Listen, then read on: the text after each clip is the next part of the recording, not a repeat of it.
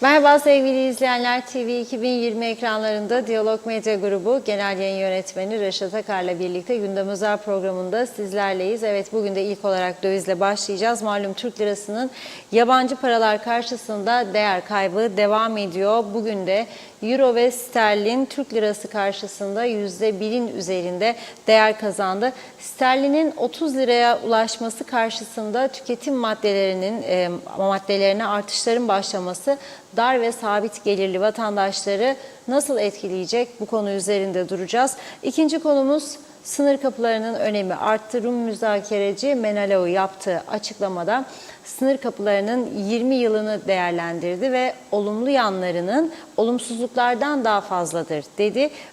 Fakat özellikle araçlı geçiş noktalarında da muhaciret çilesi devam ediyor. Sonrasında orta dereceli okullarda bugün karne dağıtımı yapıldı. Fakat son sınavlara giremeyen bazı öğrenciler bütünlemeye bırakıldı. Bu durum hem öğrencilerin hem de ailelerin tepkisine yol açtı.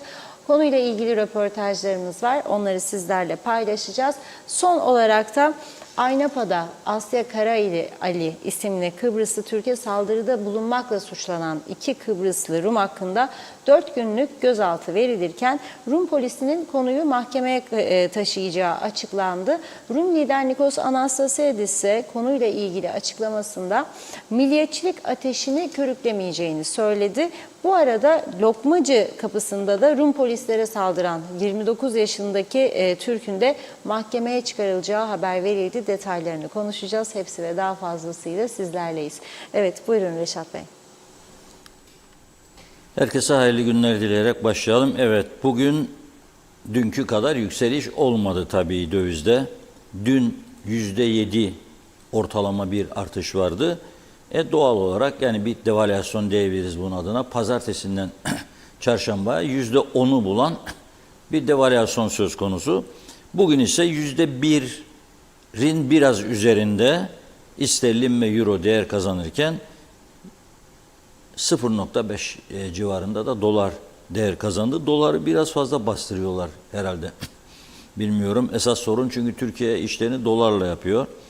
Ve biz yayına girerken serbest piyasada doların kuru 23,80, euronun 25,50, sterlinin 29,65. Yani sterlin bugün itibariyle 30 TL.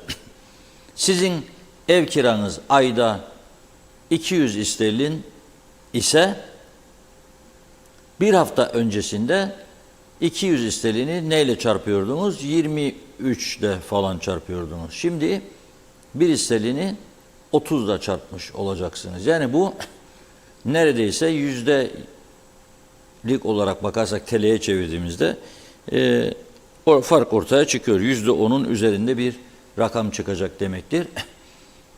O yüzden ev kirasını dövizle yapanların Allah yardımcısı olsun diyorum. Tabii Türk parası yapanlar da kurtardığı anlamına gelmez. Çünkü mal sahipleri kafasının etini yiyecek devamlı. İsterlim böyle oldu, sen bana bu kadar veriyorsun, şudur budur. Göreceğiz.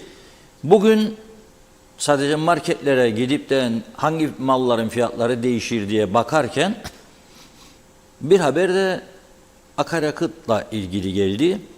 Hemen zamlar yürürlüğe giriyor akaryakıtla ilgili. Bu gece yarısından itibaren yeni fiyatlar 95 oktan benzin 20,55 TL'den 21,97'ye, 98 oktan benzin 20,87'den 22,32'ye, euro dizel ise 19,02'den 20,64'e, gaz yağı 18,57'den 20,06'ya yükseliyor. Tabii tüp gaz bulamıyordu kaç gündür.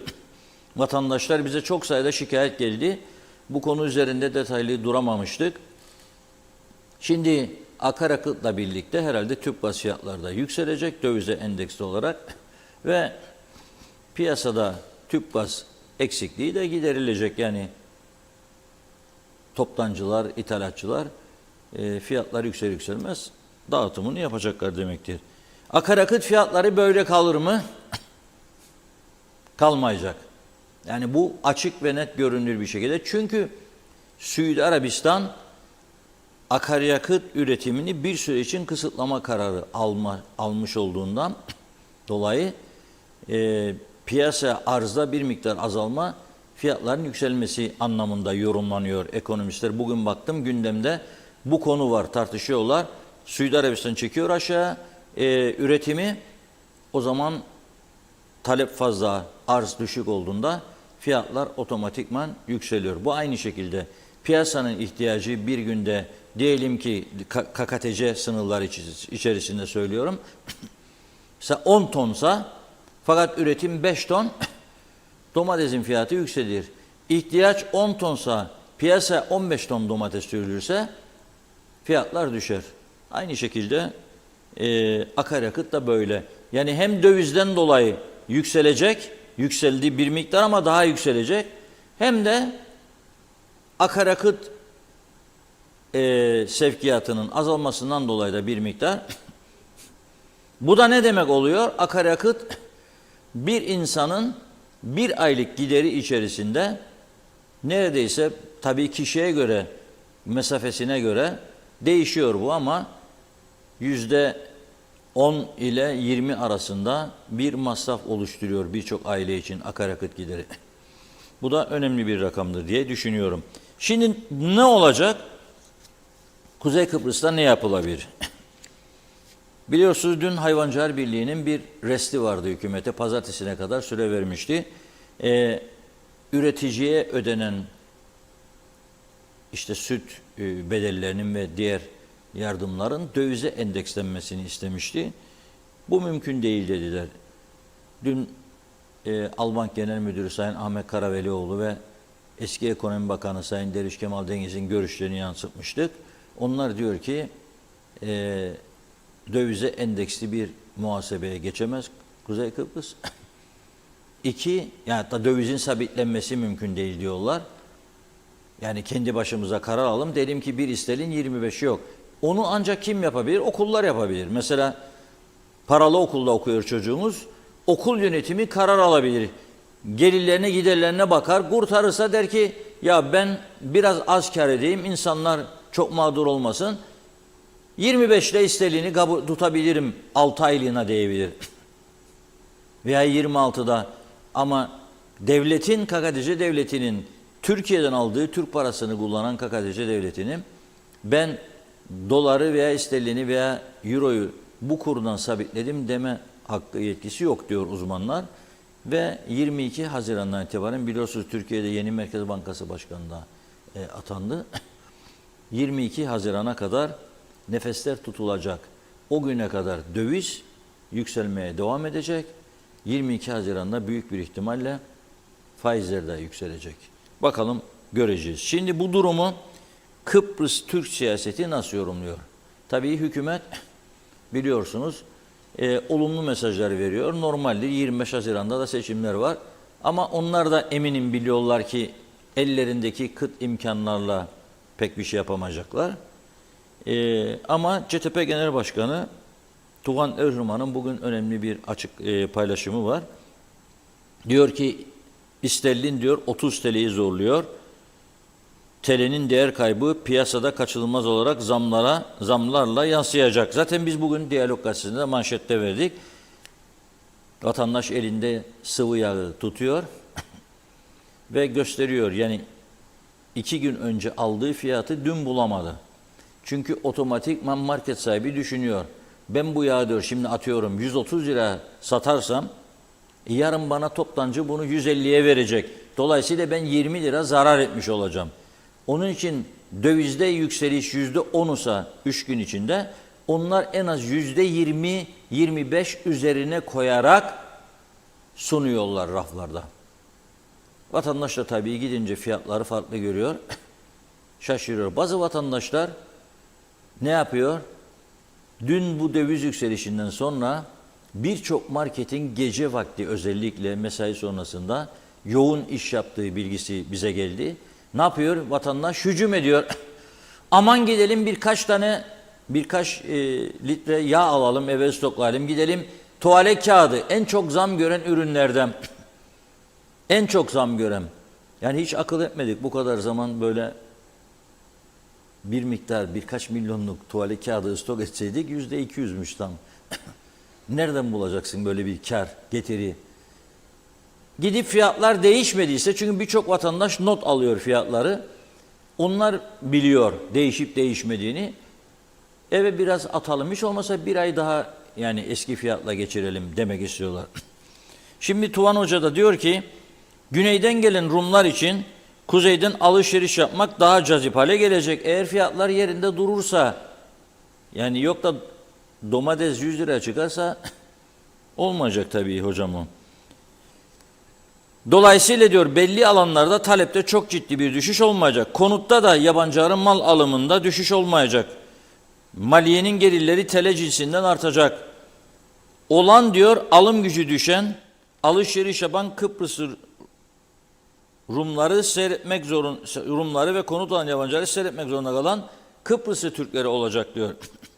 Ülkede yabancı sayısı arttıkça kamu okullarından, kamu hastanelerinden, kamu hizmet almakta zorlanan, artan güvenlik kaygılarıyla yaşam alanları daralan, çocukları aş, iş, konut bulamayan, göç yollarına düşen Kıbrıslı Türkleri olacak diyor. Ekonomi bizim için artık bir varoluş mücadele meselesidir diyor.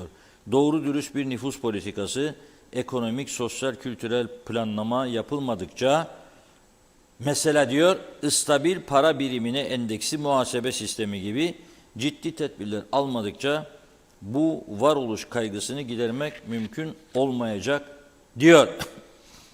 Bir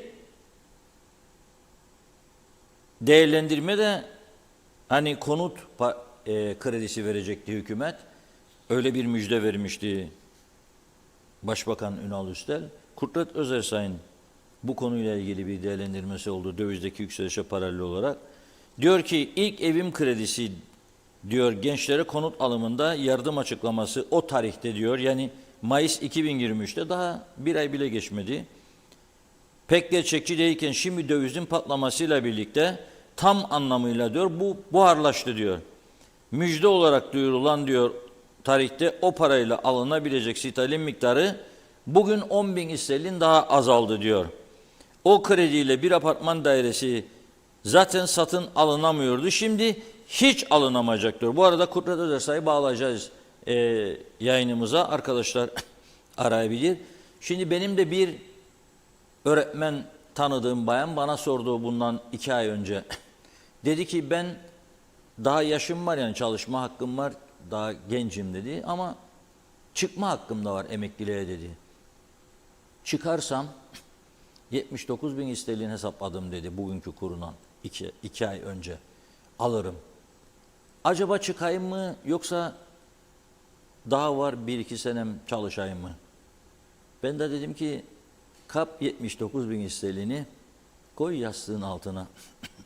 Çünkü 2 ay sonra, 4 ay sonra, 1 yıl sonra çıktığında 79 alamayacaksın. Çünkü TL'dir senin aldığın ikramiye. Sterline çevirdiğinde bu düşecek 49'a, 47'ye, 45'e, 35'e. Nitekim dün bana diyor ki sizi dinlemedim diyor, çıkmadım. Şimdi diyor benim para 30'a düştü, 35'e düştü. Siz bilirsiniz. Hazır mı Kudret Bey? Buyurun. Kudret Bey hattımızda. Merhaba, hoş geldiniz yayınımıza. Merhabalar, iyi yayınlar. Reşat Bey, merhaba. Merhabalar hocam, nasılsınız? Sağ olun. Sesim bana geri geliyor. Yok, ben sizi gayet iyi duyuyorum. Ee, Sizin Ben kendi kendimi duyuyorum. siz kendi kendinizi duyuyorsunuz. Şimdi bu arkadaşlarda bir adet var bizim rejide. Önce ben söylüyorum, bir Bakara suresinden bir satır okuyun diyorum. Ondan sonra ki bozulmasın şeyler. Dün de Derviş Kemal Dengiz'i bir uzun süre bağlayamadık. Şimdi düzeldi mi hocam? Ben okuyorum. Düzeldi sanıyorum. Okudum Evet. ben. Bakın hızlıca okudum. Düzeldi mi? Düzeldi sanıyorum. Evet. Bravo. Şimdi dediniz ki bu hani apartman konut meselesi var. Vatandaşın alacağı para zaten 10.000 lira düştü diyorsunuz. O konuya dikkat çekiyoruz. Ama şimdi genel konuşalım. Tabii, Yani bir de var, tabii. hani derler ya siyasetçiler muhalefette olunca olmayacak şeyleri de söylerler. Siz öyle söylemezsiniz, ben onu biliyorum. Ama Evet. ne yapılabilir? Yani mesela hayvancılar diyor ki pazartesi gün ne kadar müddet bize diyor dövize endeksi bir ödeme yapmaya başlayın diyor. Döviz endeksi hayvancılığı yaparsa bu da diğer sektörler var falan.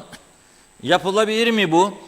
İki, size göre en pratik tedbir nedir bu zor günlerde? Yani devletin yapabileceği vatandaşına katkı ne olabilir? Evet. Reşat Bey, Türkiye'de seçim öncesinde döviz sürekli olarak baskılandığı ve baskı altında tutulduğu için gerçeklikten uzaklaştı. Şu anda yaşadığımız şey aslında uzun bir süredir hep söylediğimiz, ekonomistlerin söylediği bir şeydi. Sürpriz değil şu anda yaşanan şey. Bu bir. İkincisi, bu bir kontrollü devalüasyondur.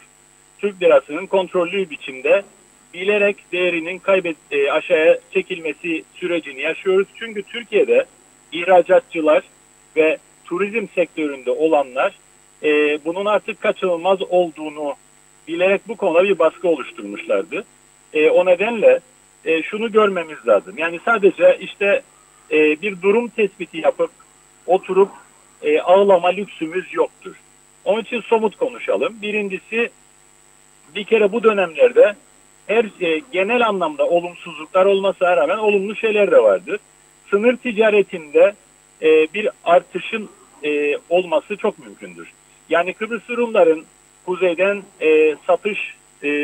satın almaları, gelip alışveriş yapmaları ve harcama yapmalarını olumsuz bir şey gibi, gocunacak bir şey gibi göstermeyi biz Halkın Partisi olarak çok yanlış buluyoruz. Bu her hal ve şartta hem maliyenin gelirlerini artırabilecek hem de piyasada iş ve kapasite artırılmasına neden olabilecek, maliyenin yine de dolaylı bir biçimde daha fazla vergi almasına yardımcı olabilecek olan bir ekonomik aktivitedir. O nedenle işte Rumlar alabilecek de Kıbrıs'ı Türkler alamayacak gibi bir söylemden ziyade bu tarafa gelecek olan Rumların gelişini kolaylaştırmaya bir miktar odaklanmak gerekir ki maliye gerek satın alınacak olan akaryakıttan bugün 2 TL zam geldi oraya biliyorsunuz. Gerekse diğer alanlarda yapacakları harcamalardan alacağı vergilerden maliyenin gelirleri bu şekilde artar. Ama daha önemlisi yurt dışından bu memlekete çok ciddi miktarda bir ithalat var değil mi gümrüklerden? Maliye bu dönemlerde bunların hesabı döviz üzerinden olduğu için maliye gelirleri TL cinsinden daha da artacak zaten bu dönemde. Bunu işte bir fırsata çevirip hem özel sektör çalışanlarının hem de kamudaki çalışanların yani memurların alım gücü, eriyen alım gücüne dokunuş yapması gerekir devletin. Yani bu gücü var, havadan nereden bulacak parayı falan demesin kimse. Söylüyorum işte birkaç tane örnek vereyim. Maliyenin TL cinsinden gelirleri artacağı için madde madde söylüyorum. Bir, hayat pahalılığının artık öyle 6 ayda bir vesaire gibi verilmesinin bir anlamı kalmadı devlette ve kamuda. Dolayısıyla anlamlı bir hale gelebilmesi için sürenin artık kısaltılması gerekir. Çünkü çok hızlı eriyor paranın değeri. O yüzden aylık veya 3 ayda bir gibi bir düzenlemeye ihtiyaç var. İkincisi, özel sektörde devletin o maliyenin artan gelirlerini kullanarak özel sektörde işverene destek verip ona göre asgari ücreti daha gerçekçi bir düzeye çekmesi gerekir. Çünkü özel sektör çalışanları gerçek anlamda bir alım gücü erimesi yaşayacaklar. Böylece devletin işverene destek vererek asgari ücreti takviye etmesi kaçınılmaz. Ama bir üçüncü nokta şudur. Uzun bir süredir söylüyoruz. Artık olmazsa olmazdır bu. KDV ve fonları bir süreliğine sıfırlamak zorundadırlar. Temel ihtiyaç ürünlerinde bakın kaç ay geçti aradan Maliye Bakanı bunu yapacaklarını söyledi. Halen daha çalışıyorlar. Halen daha sözde çalışıyorlar. Hiçbir şey yok ortada. Temel ihtiyaç ürünlerinin çocuk bezinin ve dahasının yani ithal olarak gelen ürünlerin büyük bir kısmının KDV'sinin ve fonunun sıfırlanması gerekir belirli bir süreliğine ve bunun rafa yansıtılmasının denetlenmesi gerekir. Aksi halde ciddi bir fakirleşme yaşarız. Bu da önemli bir tedbir olarak hayata geçirilebilir. Bir dördüncü nokta şudur.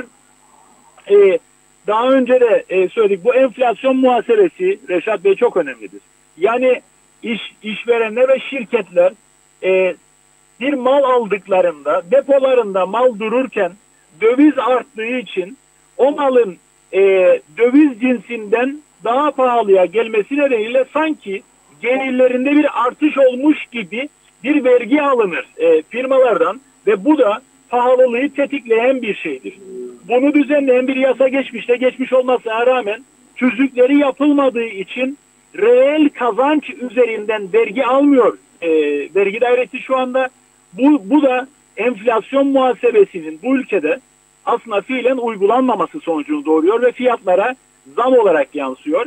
O yüzden enflasyon muhasebesine de bir an önce geçilmesi gerekir. Bu da atılabilecek önemli bir adımdır. Biz şahsen baktığımız zaman bir döviz cinsinden işte muhasebe hesaplarının dövize geçmesinin çok fazla bir şeyi değiştirebileceğini düşünmüyoruz. Fiilen de ekonomistler bölünmüş durumdadır bu konuda. Yani işte dövize geçelim ya da döviz üzerinden döviz muhasebesine geçelim, muhasebe birimi olarak istikrarlı para birimini dövizi kullanalım demek biraz altı doldurulmamış bir söylemden ibaret gibi geliyor bize.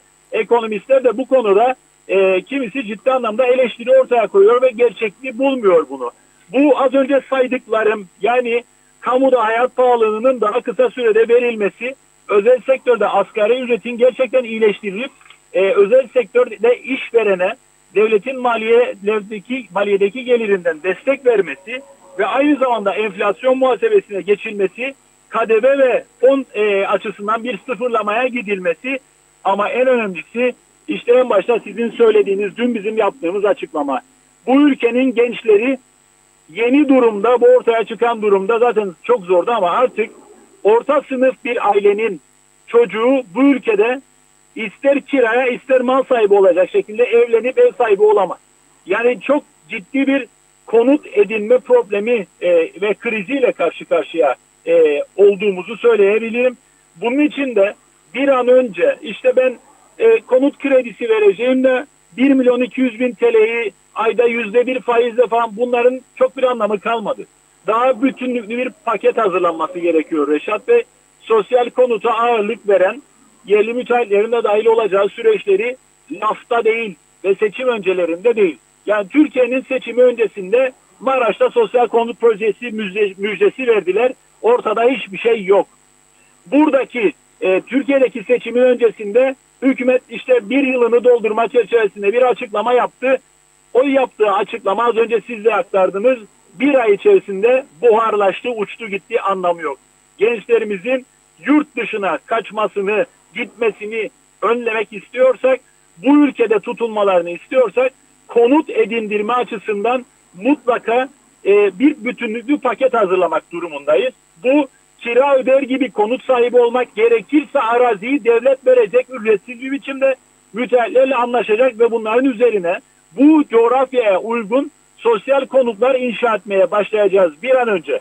Başka bir çıkış yolu yoktur. Çünkü yabancılara satılan taşınmaz mallarla piyasa uçmuş durumdadır. Orta sınıf bir ailenin evladı bu memlekette ev satın alamaz. Kiraya da çıkamaz çünkü gelen öğrenciler dövizle kiralama yoluna gittikleri için, yani bu ülkenin vatandaşlarının kirada oturması ve bir aile bir ev geçindirmesi adeta imkansız hale geldi. Dolayısıyla kira destek paketinden sosyal konuta ve kırsal kesim arazilerinde, sadece köylerde ve kırsal kesimde kalan değil, kentlerde kalan ve belirli bir gelir düzeyinde olan gençlerin de dahil edileceği şekilde bir kapsamlı pakete ihtiyaç var. Konut edindirme açısından, biz gençler açısından bunu çok hayati görüyoruz Reşat Bey. Evet, şimdi hocam çok güzel noktalara değindiniz.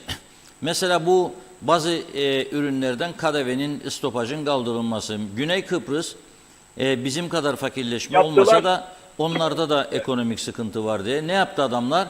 6 ay süreyle çocuk bezi, Evet. çocuk mamaları, kadın petleri falan filan ki zorunludur bunlar. KDV'leri kaldırdı. Sonra da denetledi. Şimdi benim bir yakınım bana dedi ki Güney Kıbrıs'ta 54 adet dedi en kaliteli çocuk bezini 17.80'e almıştım bu karar öncesinde. Karar sonrasında gittim dedi. Aynı markette aynı gün 13,5 lira euro. Şimdi Tabii. bizde bunu yaptığı zaman ben bu ithalatçı ve toptancıların büyük bir kısmının bunu fiyatlara yansıtacağına İnanmam, güvenmem de. Gücenirlerse gücensinler. Çünkü görüyorum yapılması böyle bir hırs var. Daha çok yapılması bana, daha çok yani bana ne ondan falan filan. bu adımı atacaksanız Ama önce- burada devlet devreye girebilir. Ben sana indirdim. tabii Bakacağım ki kardeşim.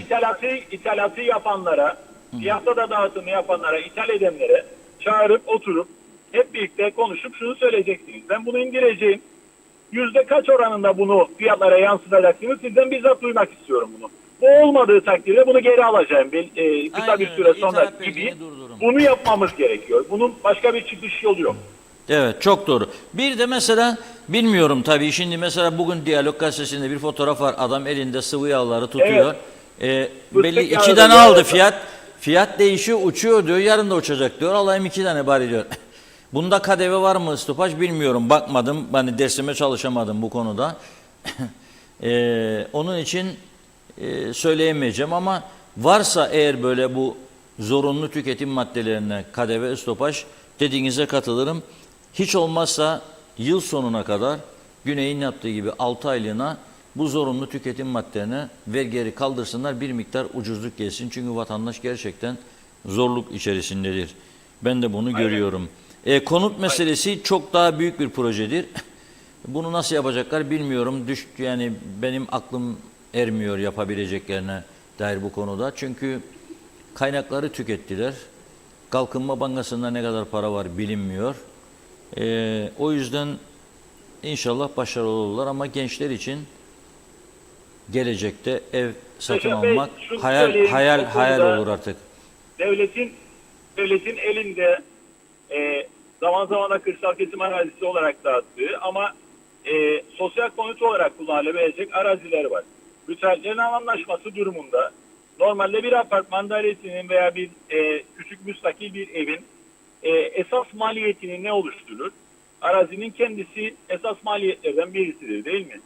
Bir diğeri de inşaatı yapacak olan şirketin kredi maliyetidir. Yani hazır sermayesi pek çoğunun yoktur. Kredi alarak bunu yapar ve orada bir faiz sıkıntısı var.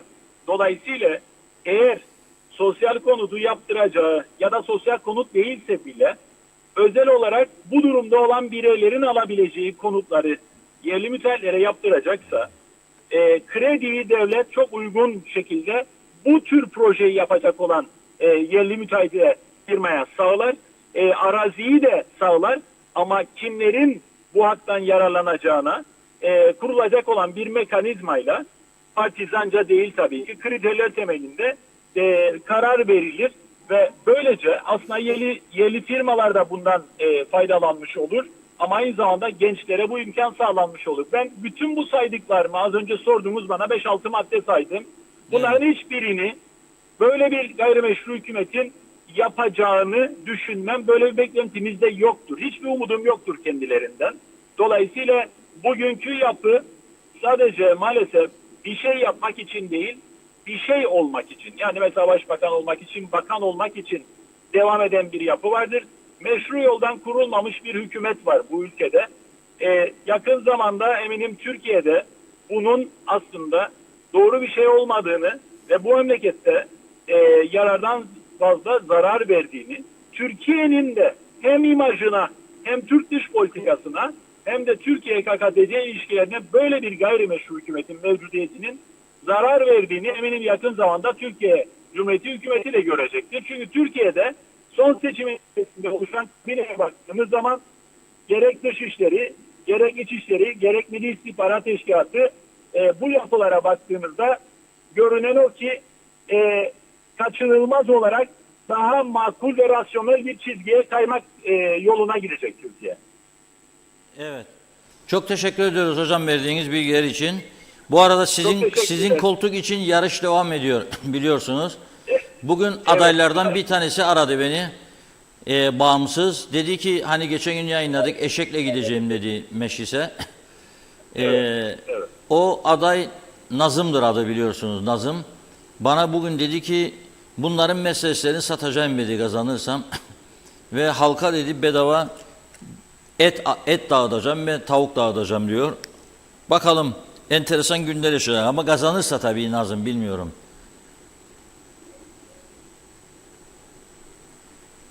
Alo? Bitti, hoca gitti. Kesildi telefonum. Çünkü hoca zaten yoldaydı. Gazi Mamasa'dan Girne'ye doğru gitmekteydi. Onun için şey yapacağız. İmkan olursa CTP Genel Başkanı Sayın Tufan Erhürman'la da bağlantı kuracağız. Beni aradı az önce ama cevap veremedim yayında olduğum için. Arkadaşlarımız kendisini arıyor. Uygunsa Tufan Erhürman'la bugünkü paylaşımıyla ilgili olarak kendisiyle kısaca konuşmak istiyoruz. Buyurun Funda Hanım. Evet, hızlıca mesajlara başlayalım. Belgin Rıfat, Mehmet Uluçaylı iyi yayınlar, kolay gelsin diyor. Celal Harun, Şifarun'un mesajı 8 Haziran Perşembe günü karne alarak tatile giren tüm öğrencileri kutluyor. İyi tatiller diliyorum. İleriki günlerde de sınava girecek, üniversite sınavına giren tüm öğrencilere başarılar, her şey gönlünce olsun. İstedikleri üniversite fakülteleri kazanacak. Puan alsınlar, ailelerine de hayırlı olsun. En iyi dileklerimle demiş. Şenol Tatlıcıoğlu da selamlar, iyi yayınlar diledi Erdal Yarkın'da. Evet, Belgin Rıfat, döviz yükseldi yerine TL düşüşte demeli. Beklenen bir şeydi, seçim sonrası yaşanacağını herkes biliyordu. Demek ki seçim sonucu ne olursa olsun Türk lirasında ya da Türkiye'de bir yaptırım var. Evet, Nazime Nalbant, İskele'den herkese, sevdiklerime selamlar. Hiç kaçırmadan sizi izliyorum. İyi ki varsınız diyor. Evet, bu kadar pahalılıkla nereye kadar? Yine gaza, elektriğe, suya zam başlıyor. Sadece bunlar değil tabii, gidiş çok vahim demiş. Önüne geçilmiyor. Halkımızda hiç kimsenin umuru değil. Onlar seçim peşinde. Halk geçim sıkıntısı yaşıyor. Her şeyin üstüne koydukça koyuyorlar. Ne denetim var ne de olacaktır. Yazık değil mi halkımıza demiş Nazım Hanım. Hasan Nihat Erduran, devlet kur sabitlerse asgari ücreti arttırma, hayat pahalılığı veremez. Kur sabit kalsa bile gümrüklerde ithalatçı zam yapmaya devam edeceği için pratiği yoktur. Sayaraker, selamlar, çürük bir ekonomi içinde kıvranıp duruyoruz. Kat kat yok ettik. Avrupa'nın istikrarına ulaşamadık. Aramızda Arasta kapısı var. Nikos Bülent Antonio da iyi yayınlar diledi. Celal Harun, anne babalara karne günü, siz bugün çocuklarınız karne alıyor. Takdir aldı, teşekkür aldı. Kırığı çok demeyin sakın. O karne çocuğunuzun değil, sizin karneniz. Çocuğa ilginizin notunu göreceksiniz, özverinizin notunu göreceksiniz demiş, gayretlerinizi ya da hiç oralı olmayışınızın üzüntüsünü göreceksiniz. Almadığınız eğitim öncelikle kitapları ya da yarış atı misali durdurak vermeden koşturmacaların payesini göreceksiniz. Şimdi karneyi çocuktan alın ve karşınıza geçin. Karne notunuz ne söylüyor? Takdir mi edelim sizi? Tekdir mi? İşin ironisi bir tarafa, en çok zayıfı olan çocuklara sarılın bugün. Sevin, kızmayın. Herkes mühendis, doktor, öğretmen olmak zorunda değil. Hayatı ona da kendinize de zehir etmeyin. Evet, Turgay Gezen, Kıbrıslı Türklerin kurtuluşu sadece ve sadece Kıbrıs sorununun çözümüyle mümkündür.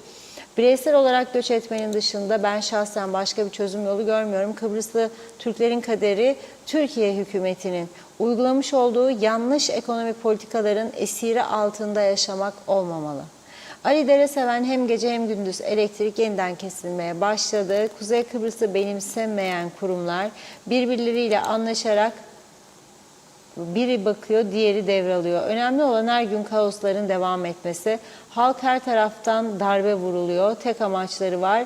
Halkın mutlu olmaması. Amaçlarının ne olduğunu zaten herkes biliyor. Üzülerek görüyorum ki başarıyorlar da demiş. Erol Topçu, o da iyi yayınlar diledi. Hasan Nihat Erduran, BM ekonomileri sürdürülebilir, eşit kılacak. Ekonomik şart yaramazsa yok oluruz bir çözümde. Eşit ekonomiler olursa çözüm mümkün. BM çözüm ister mi, istemez mi? Bence istemez. İstese KKTC'ye direkt ulaşım sağlardı diyor. Çünkü geçim insani konudur demiş. Evet, Mehmet İlancı da hoş vakitler değerli dostlarım dedi. Salih Mullalı, öyle okuyayım. Selamun aleyküm demiş herkese. Bu çaresizlik, bu ekonomik şartlarda Allah yardım etsin, Allah'a emanet olun. Vedat Özkan, Ankara'dan herkese selamlar. Üretmeyen toplum kaybetmeye mahkumdur diyor. Ambargolar bahane demiş Vedat Bey. Ve diğer mesajında da bir vekil için 30 milyon lira harcanan Kuzey Kıbrıs'ta ekonomiden söz edilemez. Lütfen gerçekçi olalım. Hasan Coşkun, akaryakıta güzel güzel zam geliyor demiş 2 TL. Turgay Gezen, odaklanmamız gereken çözüm başka bir şey değil. Evet, yeşilat tüzüğü kapsamında karşı tarafa yapılan ihracat arttı. Olumlu gelişme, ancak hiçbir zaman Kıbrıs sorununun çözümünün ve toplum olarak bize kazandıracaklarının yerini alamaz. Bizim ihtiyacımız olan çözüm, çözümle birlikte AB ailesi içinde hak ettiğimiz yeri almaktır diyor. Celal Harun, siyaset bir yana demiş, yaşam bir yana, dövizin yükselişi, pahalılık, elektrik kesintisi, halkın devlete olan inanç güveni diyor bir tarafa. Geçinemeyen, karanlıklara mahkum bir halka ne Cumhurbaşkanı ne de hükümet edenlerin söylemleri gittikçe önemini kaybetmeye başladı. Çoğunluk milli hisleri ağır bastığından sabır gösterip sıkıntılara katlanmaya çalışıyor ama bir yere kadar şikayet ve isteklerine kulak verilmeli halkın. Bizi yıkmaya çalışan karşı taraflar fırsat kollamakta ve negatif gelişmeleri devletimizi yıpratmak için kullanmaktadır. Bu yönetim ve siyaset tarzı böyle sürmemeli, yazık olur demiş. Kamil Özalmış, öğrencilere burs paralarını bile ödeyemeyenlerden ne beklenir? Sayar Aker, elimizde olmayan ekonomik çöküş içindeyiz. Madem ki Türkiye'nin gidişatına yamalandık, kaderimize katlanmalıyız. Ganimet devri uzaklarda kaldı. Makarna bulli çok yaşa diyor. Abey Hüseyin de tek kurtuluş Kıbrıs Cumhuriyeti demiş. Avrupa Birliği'dir. Türkiye'ye bağlı kaldıkça yok olup kayboluyorsunuz. Nazime Nalbant, zor günler elbet geçecek. Herkes çok iyi düşünsün bu seçimlerde. Bu ülkenin gençleri göçmesin diyor. İşler açılsın, gençleri burada tutalım, yazık. Sonra Kıbrıs'ta kalmayacak diyor. Gençlere ev, iş şansı lütfen versinler. Nacizane görüşüm budur. Bu ülkemizi kalkındıralım. Sonra son pişmanlıklar da fayda etmeyecek demiş. Saygılarımla birkaç mesaj daha okuyup ara verelim. Moto Setup Garaj, Kuzey Kıbrıs battı diyor. Benzine 3 lira gelince yarın ağlayacaksınız demiş. Vedat Özkan, bir ülkede satın alma, kiralama dövizle yapılırsa o ülkenin ekonomisi batmıştır. Türkiye'de döviz kredisi, satın alma ve kiralama yasaktır. Celal Harun, merkez bankaları nakiti kaldırıp veya azaltıp alımını ücretlendirip Merkez Bankası dijital parasını tedavüle çıkarırlarsa dünya finans ekonomik sisteminde çok büyük değişiklikler olacak diyor. Çin hali hazırda Merkez Bankası dijital parasını çıkardı. İngiltere, Avrupa Birliği de bu yola giriyor. Temkinli hareket ediyorlar demiş. Evet, bakıyorum. Doğan Falyalı, boş ambar dipsizler. Bu iş böyle devam edemez. Ambarı daima dolu tut ki gerektiği zaman elde olsun. Paran yoksa onu yap, şöyle yap. Daha çok yap meselesi ancak hayal demiş. Şimdi 10 euro 240 lira olduysa yaşadığı sanar, devlete vergiye gelince 100 tane yeminle olmadığını söyler demiş Doğan Bey. Devam edeceğiz, daha var ama şimdi bir ara verelim. Buyurun Reşat Bey. Evet, program başında söylemiştim akaryakıt ürünlerine bu akşam zam geliyor diye. Ama bizi geç izlemeye başlayanlar duymamış diye düşünüyorum. Çünkü mesaj var özelden gelen. Haberimiz var tabii, olmaz olur mu? Programın başında söyledim. Ama tekrar söyleyeyim. Bu gece yarısından itibaren böyle oluyor artık bu işte. Gece yarısı operasyonu derler ona. 20.55'ten 95 oktan benzin 21.97'ye çıkıyor. Çok 1 lira 42 kuruşçuk. Yani sizin arabaya ne kadar artış gelir? Çok gelmez. Son model çok büyük, evet. Çok size çok gelmez canım. Sonra Funda Hanım fazla akaryakıt zammı diyerek bizden fazla zam isteyebilir. Onun için iyi ki küçük araba kullanıyor. Yani yoksa zor işimiz. 98 oktan 20.87'den 22.32'ye, Euro Dizel'de 19.02'den 20.64'e yükseliyor. Ama dediğim gibi gaz 18.57'den 20.06'ya. Bu bugün içindir. Yani normalde dövize endeksledikleri için böyle oldu. Şimdi bir de petrol piyasasındaki gelişmeler var. Bütün dünya bunu konuşuyor ama bizim Kıbrıs'ın kuzeyinde seçimden başka konuştuğumuz hiçbir şey yok. Yani herkes seçim kim kazanacak? Bu akşam hangi köydeyiz? Hangi köyleri geziyoruz? Hangi kahvede buluşuyoruz? Akşam hangi meyhanede falan filan. Başka bir şey konuşmadığımız için, ama Suudi Arabistan dediğim gibi petrol üretimini kıstı. Fiyatlar yükselmeye başladı. Bir de ondan gelecek. Evet, bu arada bir telefon bağlantımız hazır. ÇTP Genel Başkanı Sayın Tufan Erürman hattımızda. Hoş geldiniz yayınımıza. Merhaba. Hoş bulduk efendim. İyi yayınlar dilerim. Selamlar hocam, nasılsınız? Reşat abi sağ olun. Siz nasılsınız? Teşekkürler. İyidir. Bugünkü paylaşımınızı okudum program başında. Evet. Ne olur ne olmaz dedim, size ulaşamazsa arkadaşlar. Ama konuşmak da istiyorum tabii sizinle. Siz şeye de dikkat çektiniz. Yani Rumlar için daha cazip hale gelecek. Evet. Bugün ben az sonra okuyacaktım ama sırası geldi okuyayım. Rum müzakereci Melenau'nun bir açıklaması var. Evet. Bilmem gördünüzse. Yok görmedim. Melenau diyor ki 20 yıl önce açılan geçiş kapılarının olumlu getirileri olumsuz getirilerinden daha fazladır diyor. Yani destekliyor bu işi. İki Evet, toplum arasında oldukça önemli bir karşılıklı etkileşim meydana geldi diyor. Geçiş kapının açılmasıyla oluşan olumlu getiriler Yeşil Hat Tüzüğü çerçevesinde ticaret gerekse dolaşma açısından hem Rumlar hem de Kıbrıslı Türkler için geçerlidir diyor. Buna göre hedef Kıbrıs sorununa serbest dolaşımın sağlanabilmesi için geçiş kapılarının olmayacağı bir çözümdür tabii ki diyor. Ama olumlu yanlarını aksettiyor. Bizim açımızdan herhalde olumlu yanı daha çok, yani daha çok mal satıyoruz. Çünkü biz Türk parası kullanıyoruz. Euro'yu bozduğunda adam, hele şimdi Euro bugün oldu 26 lira. 25-50 ne demek? 26 demek. Rumlar bayram ediyor demektir. Şimdi bu gelişme karşısında bizim halkımızı en azından koruma yönünden söylüyorum. Yapabileceği en önemli işler nelerdir? Mesela Kudret Bey az önce dedi ki KDV'yi stopajı kaldırabilir bir süre için bazı tüketim malzemelerinden, Rumların yaptığı gibi. Mesela çocuk bezi, çocuk mamaları, kadın hijyen maddeleri falan. Siz ne dersiniz bu konuda? Tabii Reşat abi şunu söyleyeyim önce. Elbette şu anda Euro'nun, doların, sterlinin ciddi şekilde artıyor olması dün sadece dün itibariyle %7,5'tu. Türk lirasının bu para birimleri karşısındaki kaybı. Bu elbette şöyle yansıyor. Bunu bilmemiz lazım. Maliye açısından Türk lirası cinsinden maliyenin gelirleri artıyor. Çünkü her şey zamlandığı için o zam üzerinden yüzdelikler alınmaya başlanıyor ve maliyenin gelirleri çoğu zaman sanıldığının aksine böyle dönemlerde Türk lirası cinsinden, altını çiziyorum, artıyor. Arttığı için de elbette özellikle zorunlu tüketim malzemelerinde, yani zorunlu tüketimle ilgili gıdalarda, zorunlu tüketim ihtiyacı olan temizlik malzemelerinde elbette vazgeçebilir devlet bir takım gelirlerinden. Biz de kendi hükümet dönemimizde, hatırlarsınız, o Rahip Bronson krizi sırasında döviz yükseldiği zaman benzer uygulamaları yapmıştık. Hiç olmazsa piyasaya nispi bir ucuzluk getirebilmek için. Ama tabii kapılar konusunda konuşursak, biz biliyorsunuz parti olarak daha çok kapının açılması ve kapılardan geçişlerin rahatlatılması konusunda her zaman ısrarcı olmuş olan bir partiyiz. Bu gerek bizim ekonomimize katkısı açısından son derece önemli, gerekse iki toplum arasındaki ilişkilerin gelişmesi açısından son derece önemli. Bunu sonuna kadar destekliyoruz. Ama bir taraftan da şöyle bir şeyle karşılaşıyoruz. Bugünkü paylaşımda söylediğim oydu. Biliyorsunuz şu anda Kıbrıslı Türklerin alım gücü, özellikle dövizin bu yükselmesi karşısında ciddi şekilde gerileme eğilimi içerisine girdi. Elbette bu hemen yarın itibariyle fiyatlara yansımayabilir.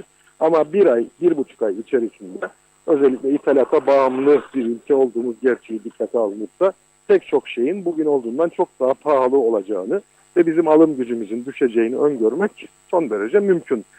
Bir de başka bir şeyle karşı karşıyayız. Gerek emeklilerin, gerek kamu görevlilerinin, gerekse özel sektör çalışanlarının asgari ücret bazında söylüyorum. Maaşlarına artışlar hangi hayat pahalılığı dikkate alınarak büyük ihtimalle gelecek? Haziran sonuna kadarki hayat pahalılığı dikkate alınarak gelecek. Haziran sonuna kadar aslında piyasaya zamların yansıması tam olarak gerçekleşmeyecek. Yani büyük ihtimalle Temmuz'dan itibaren bu gerçekleşmeye başlayacaktır. Oysa kamu görevlilerinde ve emeklilerde hayat pahalılığı Haziran ayına kadar ki hayat pahalılığı esas alınarak verilir. Bu da demek olacaktır ki biz hayat pahalılığını aldığımız gün veya asgari ücret yükseldiği günün ertesi günü aslında hızlı bir erime orada gerçekleşmeye başlayacak. Bu da şu ana kadar uyguladığımız hayat pahalılığına ve asgari ücrete ilişkin yaptığımız uygulamanın aslında doğal bir sonucu olarak ortaya çıkıyor.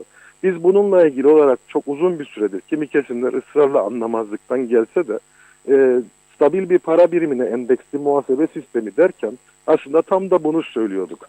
Yani eğer insanlarımızın gelirleri, ister emeklilikle ilgili gelir olsun, ister kamu görevlisi maaşı olsun, ister asgari ücret veya özel sektörde çalışanın maaşı olsun, bunlar muhasebesel olarak bir stabil para birimi üzerinden belirlenirse, bu tip değişikliklerde, yani döviz üzerinden yaşanan değişikliklerde alım gücünü de nispeten korumak mümkün hale gelir. 6 ay beklemek gerekmez hayat pahalılığını.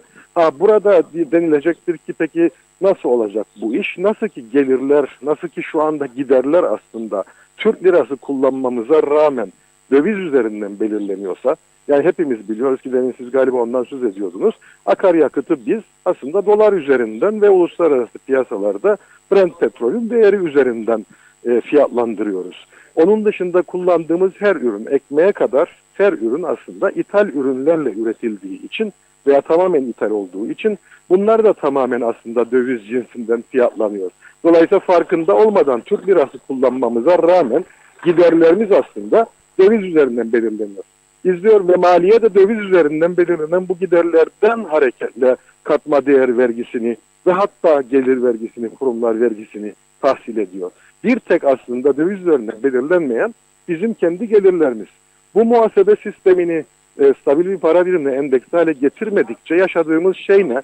Bir yandan kapıların daha fazla açılmasını, daha çok insanın gelip burada alışveriş yapmasını ekonomimiz açısından çok istiyoruz. Ama öbür taraftan bir gerçeklik daha çıkıyor karşımıza. Kıbrıslı Türkler, çok açık konuşalım, marketlerde Rumların yaptığı alışverişi, konut piyasasında yabancıların yaptığı konut alımını, özellikle araba piyasasında diyelim, otomobilde de Afrikalıların yaptığı araba alımını seyreder konuma düştü. Yani biz kendi ülkemizde aslında alım gücümüz her gün geriye gittik, sonra konut alamaz duruma da geldik, araba alamaz duruma da geldik. Marketlerde de her dakika bizim aldığımız ürün sayısı, sepete koyduğumuz ürün sayısı azalırken, Kıbrıslı Rumların güneyden gelip alışveriş yapan Kıbrıslı Rumlar için ise burası bir alışveriş cenneti haline geldi.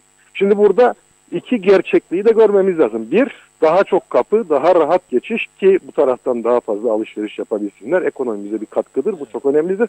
Ama diğer taraftan da kendi insanımızın alım gücünü korumadıkça o zaman bizim insanımız bir takım işte Afrikalıların, Rusların ya da Rumların yaptığı alışveriş karşısında aslında ezilen pozisyonda oluyor. O yüzden ben bugünkü açıklamamda onu söyledim. Olan Kıbrıslı Türkler oluyor. Yani yoksa piyasa bir biçimde kendi yolunu bulmaya çalışacak. Tabii bu her sektör için geçerli değil. Pek çok sektörde sıkıntı yaşayacak. Ama piyasa Afrikalılar ya da Ruslar ya da İsrailliler ya da Rumlar üzerinden kendi pozisyonunu belirlemeye çalışıyor. Talep bile bu memlekette, dikkatinizi çekerim, normalde fiyat nasıl belirlenir? Arz talep ilişkisi üzerinden belirlenir. Ama bizim talebimiz, yani Kıbrıslı Türklerin talebi üzerinden değil. Mesela konut piyasası yabancıların talebi üzerinden fiyat belirleme noktasına geliyor. Marketlerdeki piyasa Kıbrıslı Rumların talebi üzerinden ya da lokantalar Kıbrıslı Rumların talebi üzerinden fiyatlamaya, doğal olarak gitmeye başlıyor. Berberler için, kuaförler için, bilmem neler için, diş hekimleri için bu geçerli hale geliyor. Yani Kıbrıslı Rumların özellikle mal ve hizmet aldığı alanları sayıyorum. Bütün bunların karşısında Kıbrıslı Türklerin alım gücü ise her gün eriyor.